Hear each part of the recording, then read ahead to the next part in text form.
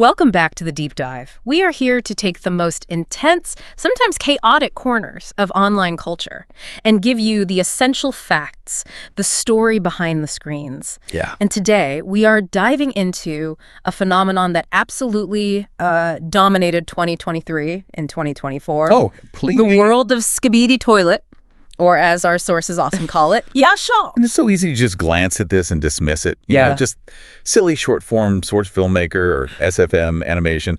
A bizarre meme about seeing toilet heads and camera-headed guys. Right. But we started there just. It blew up into this gargantuan multi-million-dollar IP. Mm-hmm.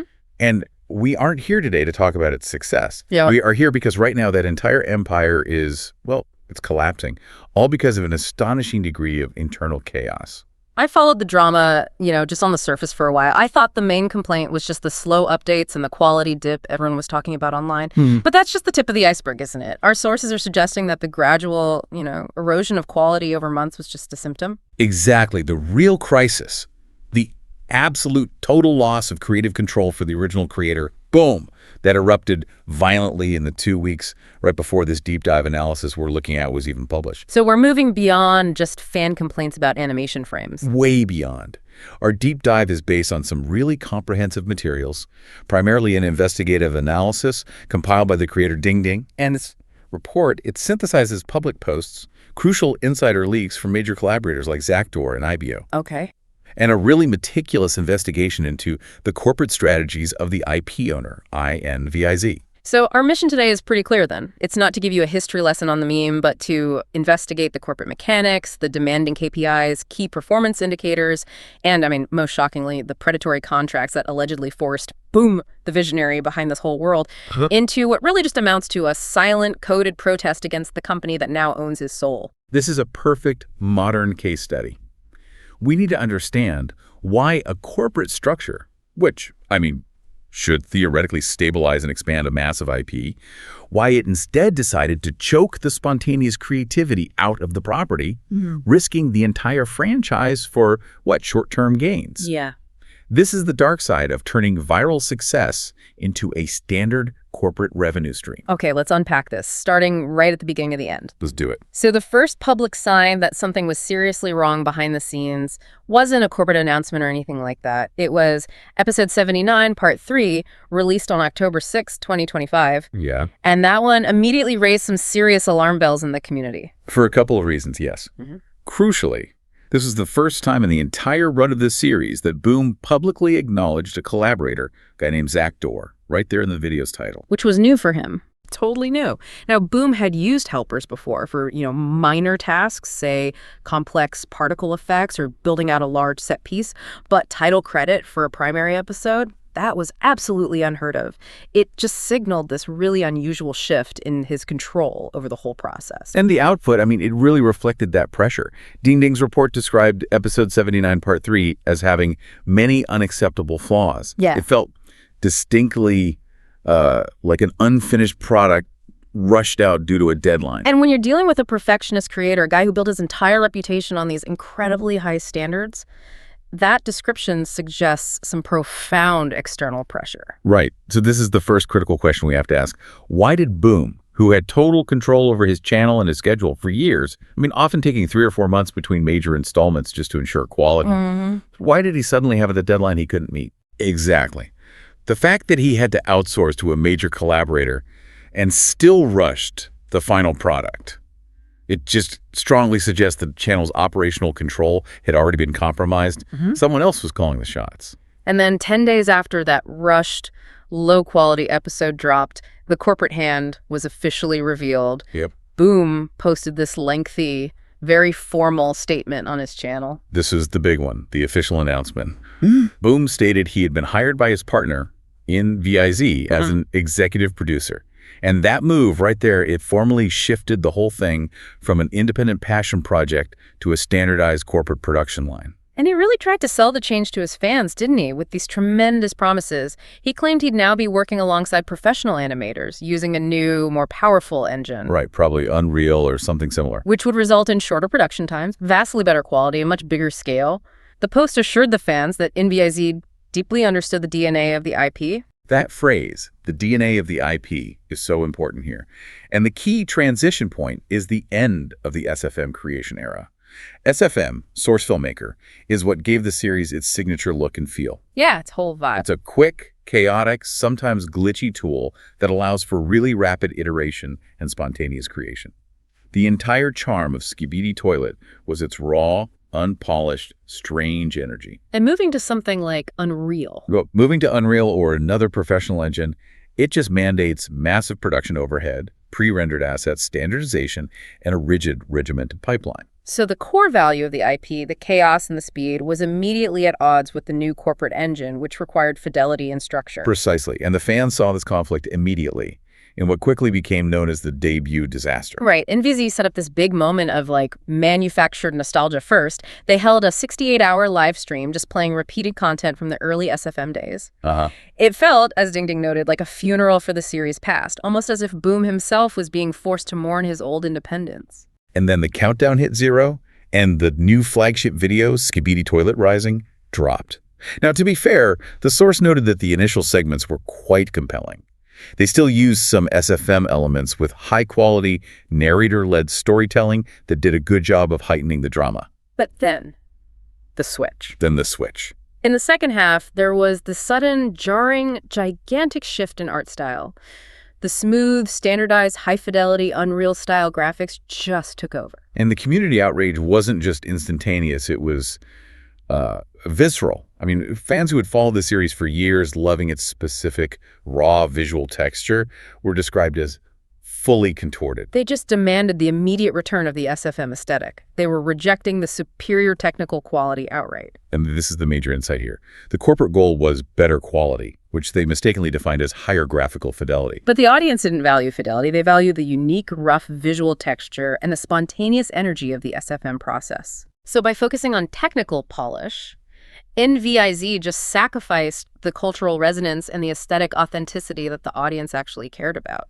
And that immediate disconnect proved that the corporation did not understand the creative DNA they claimed they were protecting. They spent all that time and all that money creating a technically beautiful product, but they completely missed the core emotional connection the fans had with the look of the original work. It's a fundamental misunderstanding of what makes something go viral in the first place. So the debut disaster was the visible trauma, but the sources collected this overwhelming amount of circumstantial evidence suggesting Boom had been trying to signal that he was in distress for weeks before the public meltdown. Oh, absolutely. The subtle resistance. Let's get into that.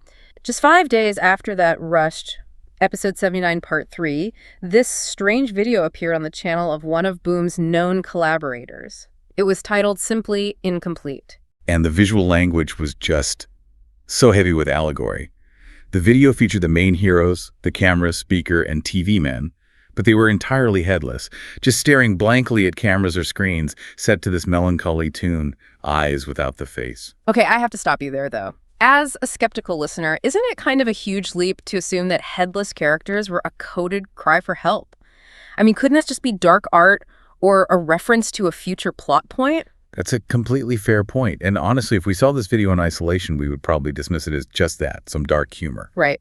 But when you synthesize this with everything that came next, specifically the corporate takeover and the complete isolation of the creator, the interpretation becomes almost unavoidable in retrospect.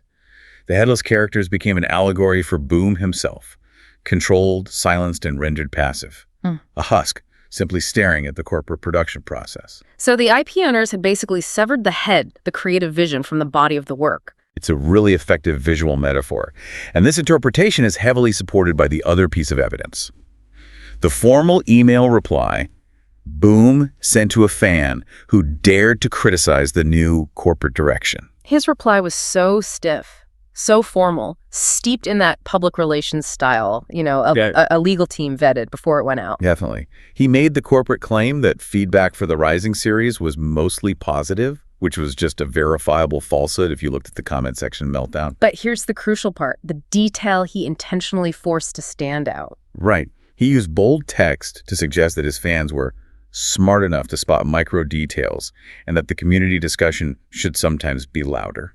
That is absolutely corporate language masking a cry for help. Without a doubt. He is effectively telling his enormous audience in the most subtle way possible that he couldn't speak freely because he was under a gag order, but they should organize and be the loud voice speaking out against INVIZ's eyes for him. It's the classic move of an employee who has been silenced, but still holds the loyalty of his audience. And that passive resistance, it quickly escalated into active alarm when his longtime colleague, Idio, a respected creator in the community, started expressing extreme tension. So after the rising video caused that community meltdown, IBO posts on Discord expressing significant tension and unease. He noted that Boom had effectively vanished. Yeah. He wasn't responding to any private messages.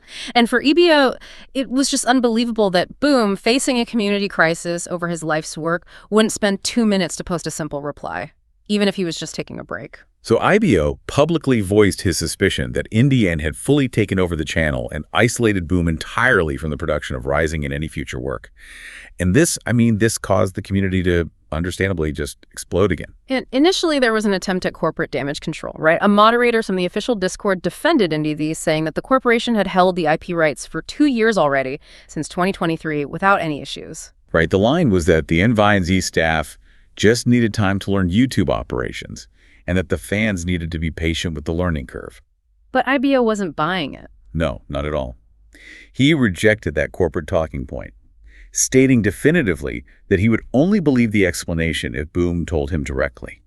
He kept emphasizing the profound lack of communication from the creator himself. And that's when the floodgates truly opened. That's when Zakdor, the major collaborator on 79 Part 3, made his explosive statement. Right, Zakdor, who the report calls a heavyweight YouTuber, and a key creative partner. He posts this extensive damning testimony detailing the dark side of the INVIZ operation.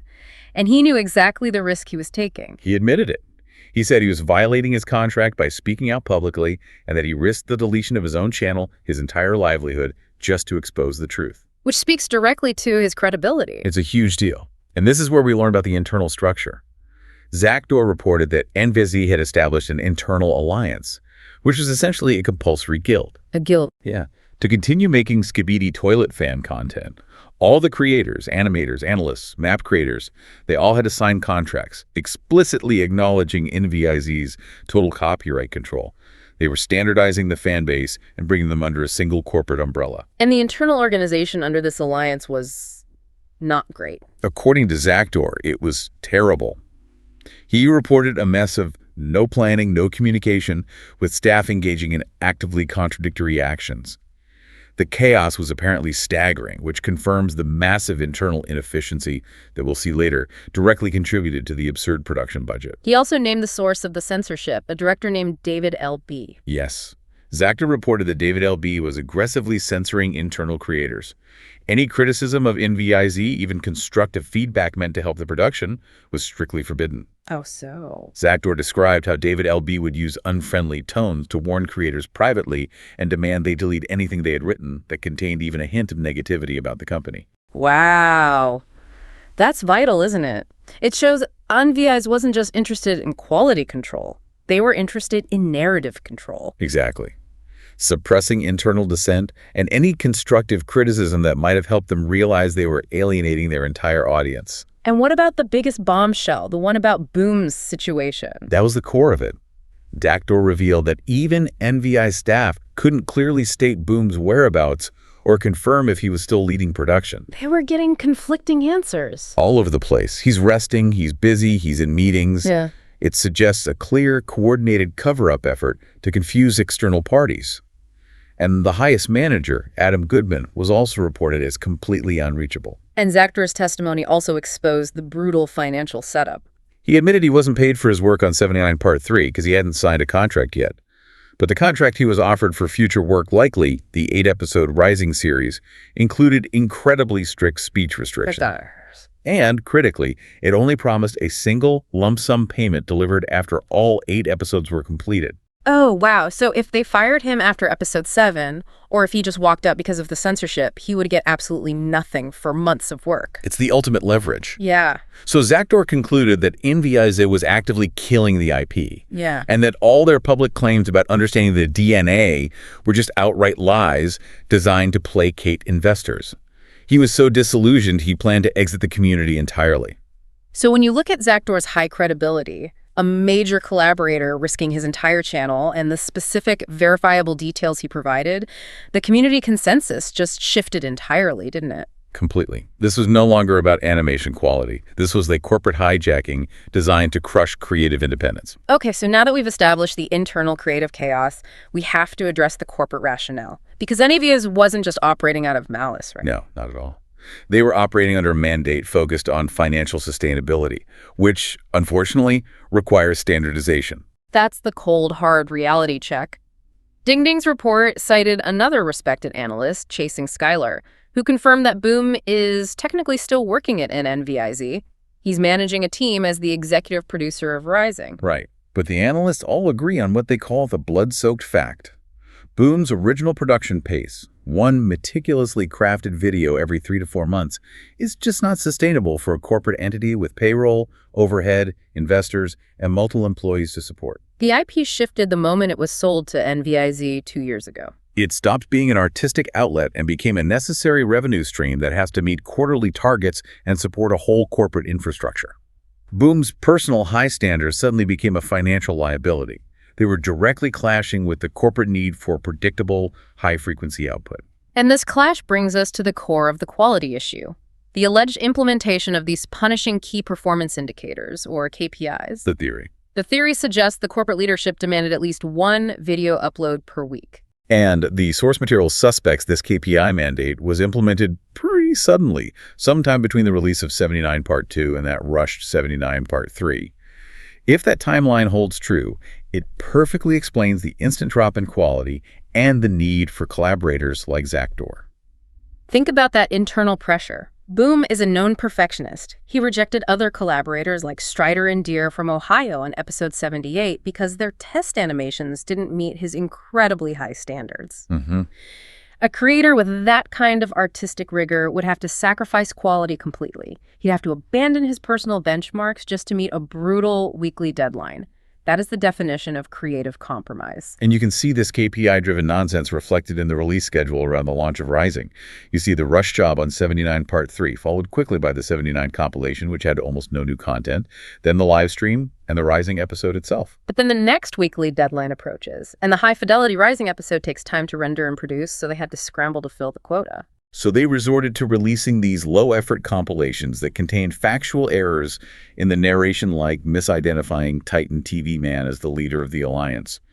They were literally sacrificing accuracy and internal lore consistency just to make sure that 1 video per week target was met. Or, even more absurdly, releasing a 50-second Rising preview trailer after the first 8-minute episode of the series had already aired. Yeah, I know. That's not marketing, that's KPI desperation. It's almost darkly funny how divorced from reality their internal logic had become. The report highlights that INVIZ was prioritizing meeting the metric, the weekly upload target over logic, quality, audience satisfaction, or even basic organizational competence.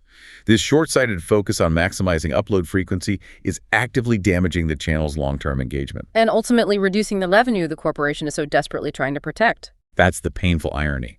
DingDing's analysis estimated that if INVIZ continues this pattern of low-quality, high-frequency uploads, the channel would need 80 weeks of content to achieve the same revenue Boom used to earn from just 1 high-quality video produced over 13 weeks. So they're spending 4 times the resources to earn a fraction of the original revenue. It's a textbook example of corporate inefficiency, just suffocating a creative product.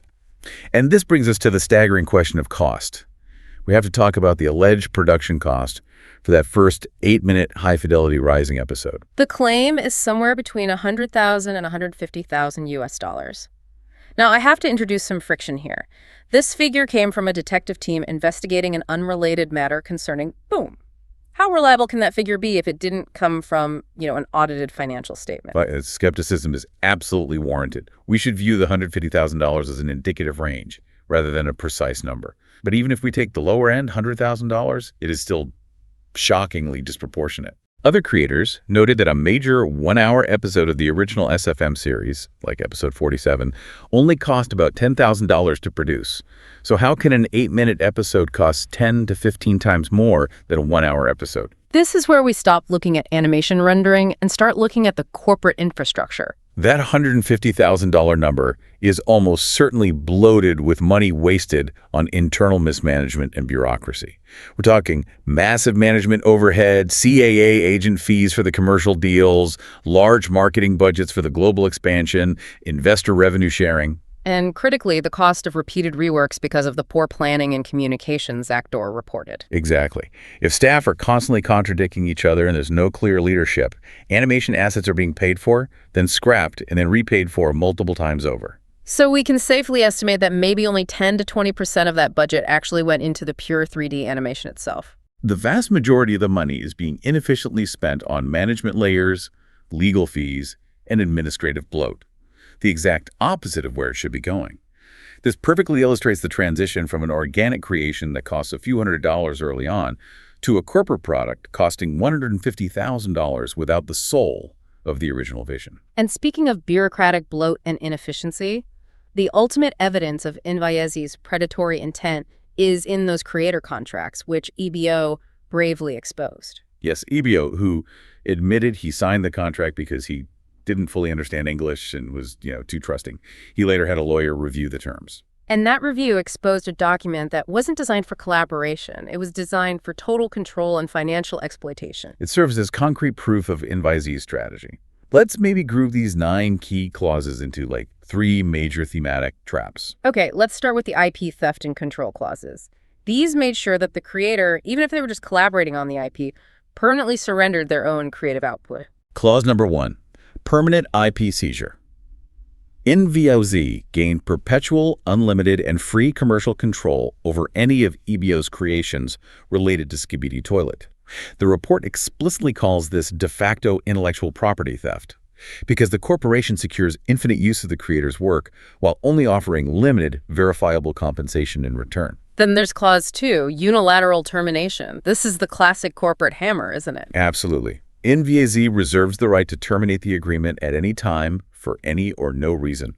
But the consequences are completely one-sided. If they terminate, they retain all of EBO's accumulated revenue and content, and they can legally force him to delete all the Skibidi Toilet content from his own channel. So a creator loses everything instantly just because the corporation decided they were no longer useful. And then clause 4, the absolute content control clause, enforces compliance. INVIZ holds absolute censorship power. Any criticism, however mild or constructive, results in immediate account expulsion.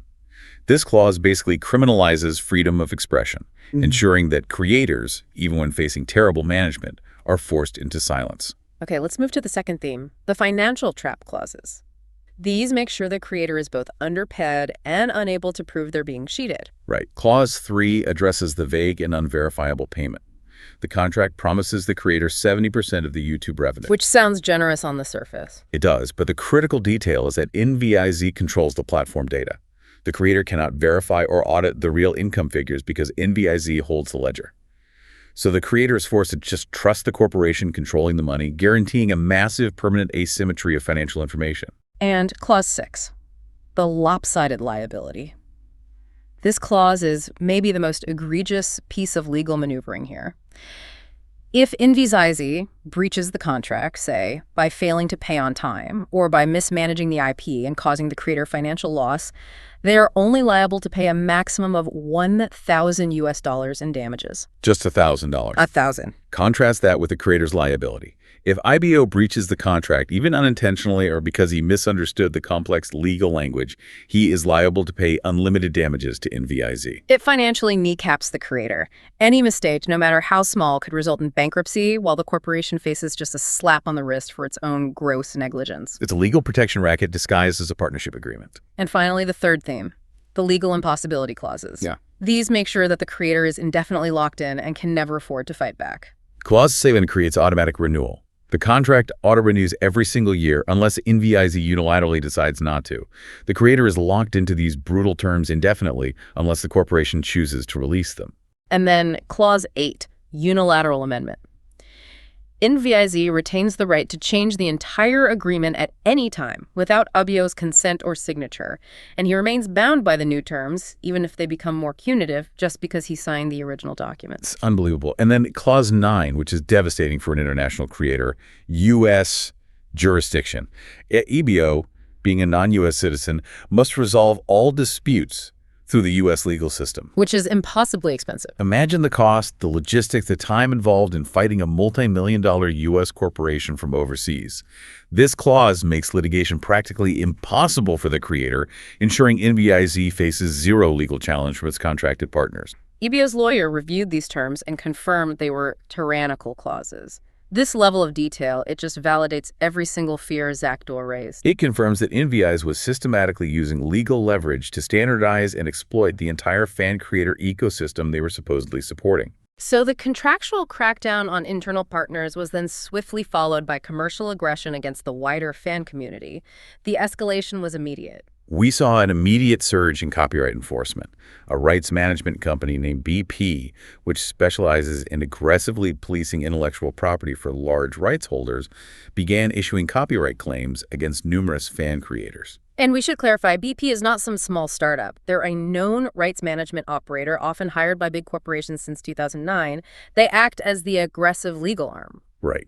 And DingDing's report highlighted that this included analysis channels, foreign language creators, even a Brazilian blogger whose videos were instantly hit with claims. And all subsequent ad revenue was immediately shifted away from the creator and to BP and INVIZ. This is the new corporate standard. It signals that INVIZ is operating purely as a brand owner and a revenue maximizer, not a creative guardian. Yeah, any creation even remotely related to the IP without their authorization is going to be claimed. It instantly cuts off the livelihood of the fan community that helped build the property's initial momentum. And this commercial focus was just powerfully underscored by a massive public relations move. 3 weeks prior, INVIZ president Adam Goodman signed a major deal with CAA. The Creative Artists Agency, one of the world's largest talent agencies. And this CAA deal wasn't about YouTube. It was about global expansion. Hollywood, gaming, merchandise, general endorsements for Skibidi Toilet, and all the other digital IPs under INVIZ's control. The implication there is stark, isn't it? Boom is now officially just an employee, executive producer, yes, but ultimately subordinate. Completely. The brand authorization, the creative decisions, the commercial strategy, it's all fully dictated by INVIZ and the external market pressures from talent agencies and investors. And while, there's some understandable excitement for the IP reaching the world stage, maybe a movie or a big game, the personal tragedy for Boom is clear. His loss of creative control means he will almost certainly lose out on the massive back-end film or merchandise royalties that he would have earned had he retained IP control. He's been relegated from a visionary founder to a highly paid salaryman. And it's so tempting for the community to blame Boom for selling out. But we need to employ some empathy here and defend the creator's dilemma. Right. Boom was just one YouTuber. When the series exploded, he was immediately besieged by constant copyright attacks from smaller, opportunistic entities trying to steal his work. He was helpless against the legal onslaught. He didn't have the legal and financial infrastructure to defend his own creation. And INVIZ, which included an industry figure he admired, his idol, as the source says, they offered a structured lifeline, protection, stability. And had he not sold the IP to INVIZ, it's highly probable the series would have been overtaken by a competing, even less scrupulous entity like the rumored Next Level. And that would have resulted in a quick, low-effort cash grab, cheap mobile games, and the IP's permanent disappearance. So INVIZ, despite its colossal flaws and short-sighted management, is at least attempting to continue the series and invest in its long-term existence. Even if they are doing it very, very badly. Which brings us back to the fundamental conflict that defines this whole saga, the tension between the creative DNA and the corporate KPI. Exactly. Skibidi Toilet succeeded not through commercial optimization, but through chaos, passion, and creativity, the unpredictability of an independent visionary. And INVIZ, in its pursuit of corporate stability and quarterly predictability, is trying to convert that spontaneous, chaotic artistic freedom into a predictable, flow-charted KPI process that demands one video a week, regardless of artistic integrity. It just doesn't work for this type of creative product. Yeah. The metrics of success, which for them are speed and quantity, are destroying the underlying mechanism of success, which was quality and chaos. The creator of our primary analysis, DingDing, he risked his entire channel, over 300 videos, 200 of them Skibidi Toilet related to, produce this detailed investigation. And he makes a final, actionable plea to the community based on the belief that Boom can still be saved. And the actionable advice is critical. Fans must not resort to harassment. Do not harass individual INVIZ and employees. They're just following orders. Instead, the community must organize, remain rational, and make their voices heard through thoughtful, rational comments on Boom's videos and INVIZ's social media platforms. The belief is rooted in Boom's cryptic, bolded email responses. He seems internally desperate and wants the fans to act as his external voice against the company that has silenced him. The only hope for the IP to regain its creative soul is if that external pressure, the organized, rational voice of the customer base, becomes so loud, so sustained, and so overwhelming that INVIZ is forced to realize its current KPI model is financially suicidal, forcing them to reevaluate their entire management structure and their treatment of the original creator. The fate of this massive multi-million-dollar IP rests now not with the corporate structure and tragically not with the creator, but with the organized power of the fans. If we connect this to the bigger picture, this whole saga raises a profound question that extends far beyond toilet-headed villains. What's that? If this is how corporate structures manage the sudden explosion of independent viral creativity, by immediately imposing predatory contracts, censorship, and standardization, what does this mean for the future of the decentralized internet? It raises the terrifying possibility that every successful independent creative idea, the moment it gains significant traction, will eventually be standardized, homogenized, and stripped of its creative chaos. By this simple demand for predictable quarterly profits. Is there a way for viral success to scale without sacrificing its soul? If the only path forward for a successful creator is to sell out, and selling out inherently guarantees the loss of the creative spark that made them successful in the first place, then the internet's capacity for true, chaotic, and original innovation is severely limited. That's a profound thought for you to carry into your next week. That's our deep dive for today. Thank you for joining us as we unpack the financial, legal, and creative collapse of the Skibidi Toilet IP under corporate control. We'll see you next time.